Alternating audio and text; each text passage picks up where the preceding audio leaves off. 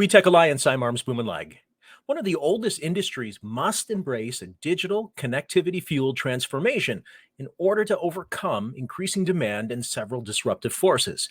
Agriculture has radically transformed over the last 50 years. Advances in machinery have expanded the scale, speed, and productivity of farm equipment, leading to more efficient cultivation of more land.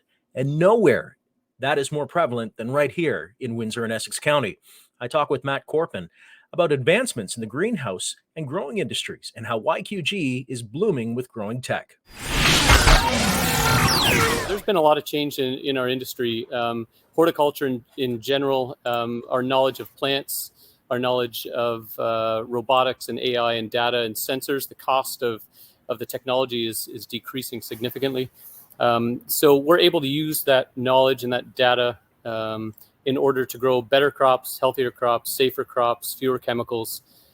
There's a lot happening here, and it's quite exciting. So post-pandemic, the pandemic was tough on everybody. We know that, and the same on the horticultural sector when it comes to labor issues. But technology is really allowing us to do more with a whole lot less. One thing I've seen in the news and something that has been interesting to me is just the different ways of, innovation that continue to develop out of the AG industry, including hydroponic growing and vertical growing. Can you tell us a little bit more about how technology has sort of influenced both of those? Yeah, so everything from LED lights, obviously when it comes to vertical growing, it's a newer way of growing. People have dabbled in it for years, and there's still a lot of questions as to whether it's viable economically or not. But LED lights, give off a lot less heat than the standard lighting that we would use in the past. So we can put more lights and get more production when it comes to indoor and vertical growing. There's not a lot of that happening in our area, even in the province. It is happening, but it's not really caught on quite as heavily as the greenhouse industry, the expansion on that end. You talk about something that continues to grow. I mean, in every sector, I see it even from the real estate side, is drone work. It seems that drones continue to sort of give people eyes in the sky and give a different view of things that we would never have seen even like 15 years ago. So drones are, from what I understand, an important part of the AG sector as well, Matt. Yeah, exactly. So vision technology, it can be as a part of a drone. It can be on other pieces of equipment as well. But we now have the ability and the technology where we can go through the greenhouse, send robots into the crop, and they can assess the fruit size, the level of production. They can even be used to find bugs and make gather data on a much larger scale than we could before, just by having a grower walk through the crop or having a few sensors in the greenhouse. So that whole vision technology is really coming a long way, and it's not just for seeing things, but now we're also using it to be able to use that for, let's say, harvesting robots that now can assess the color of a fruit, pick the ones that need to be. And there's technology out there as well where it doesn't have to be bright. We don't need the sunlight in order to do that work. Some of these robots and cameras can do this work in the dark when nobody's at the greenhouse. So there's a lot happening on that end, and I think we're going to see a lot more in a very short period of time. And one of the stories I've been following from the tech world, from a general perspective, has been sort of ChatGPT and where that's going to go from a marketing standpoint, from a creative standpoint too. And speaking of AI, how much does AI continue to grow with the AG industry and really blossom into what you guys are trying to pull off in a day in and day out basis? We have seen in the past, it's been discussed, we all know this in the greenhouse industry, that we collect loads of data, but using that data really becomes a struggle. What do we do with it? We've got sensors all over the place collecting hundreds of data points every minute, every second. But then what do we do with that data? So getting that intelligence, that artificial, that machine technology out there that can gather all of this data and allow us to be able to use that in a way that can produce these better crops, and not even better crops. My role here is leading the research and development in our greenhouse business. We are a greenhouse builder and fabricator as a part of South Essex Fabricating. We're also a grower and marketer on the Nature Fresh farm side of things. So, not just can we do better with what we have, but what new things can we do? Can we bring new crops in? I'm standing here in our raspberry trial, and how can we grow raspberries and produce that typically is shipped in from a long ways away, California, Mexico, Florida. Can we now grow those things here? And I wish I could bring you into the greenhouse and show you what we're doing here, because it's not just berries, raspberries, blackberries, strawberries. Those kind of are the next big things coming down the pipe.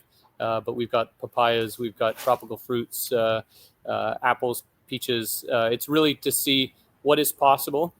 Shorter the distance between the grower and the retailer or the customer.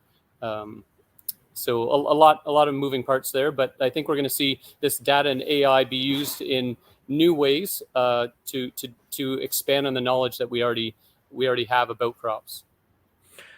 It's funny you should say that, Matt. So I guess, I mean, I'm just, as you're talking, I'm thinking about when I go every Sunday, I go grocery shopping with my son, and I always like, oh, well, this isn't in season. This isn't in season. But I mean, it sounds like that won't be an issue, hopefully down the road, as things for certain crops are going to be available, hopefully year round and grown right here locally under the right conditions with the help of technology. That is the idea for sure. Some of that could be indoor and vertical growing. Some of that could just be in the greenhouse environment. But understanding what is possible and making sure that things are available. Food security is always a hot topic, and especially in the winter months. What is available? We've heard stories or seen stories of grocery store shelves without things, with bare shelves, and we know that we've got the ability and the technology to change that, and I think you're going to see that happening a lot more. You talked about the fabrication side of things too, and having that sort of synergy between the two companies as well, just from the growing perspective and then the building perspective, and then being on the cutting edge of R&D, which is so crucial. What kind of demands? I mean, you talked about food insecurity, but I mean, are you forecasting, or there's some general forecasting going on about meeting the need? I'm not even talking from a global scale. I'm even saying just here locally in Windsor, Essex. Through this podcast series, I've been talking to my guests about the fantastic news for Windsor. I'm like, I'm a Windsor guy myself, born and raised.